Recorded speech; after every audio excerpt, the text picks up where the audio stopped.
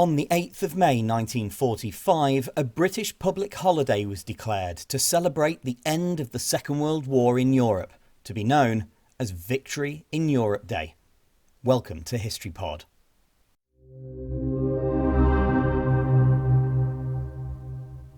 The German army originally only wished to surrender to the Western Allies and therefore continue to fight against the Soviets, but American General Dwight D. Eisenhower refused to accept such terms and insisted on a complete and unconditional surrender.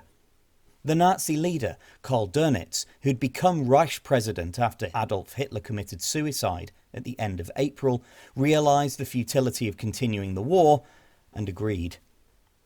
Although the complete unconditional surrender was signed on the 7th of May in the city of Reims in France, the Soviet Union's representative in the city didn't have the authority to accept it.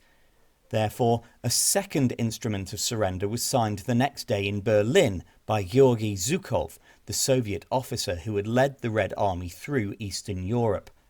Because the Berlin surrender was signed after midnight Moscow time, the former Soviet Union consequently celebrates Victory Day on the 9th of May. VE Day was declared a public holiday in Britain and was marked with jubilant scenes across the world, much as the end of the First World War had been met with cheers and dancing. By coincidence, the 8th of May also marks the date when Edward George Honey, an Australian soldier and journalist, first suggested that the end of the war should be marked by a period of silence rather than celebration.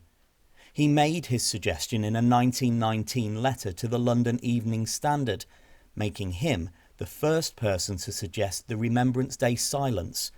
He asked for 5 little minutes only, 5 silent minutes of national remembrance, a very sacred intercession.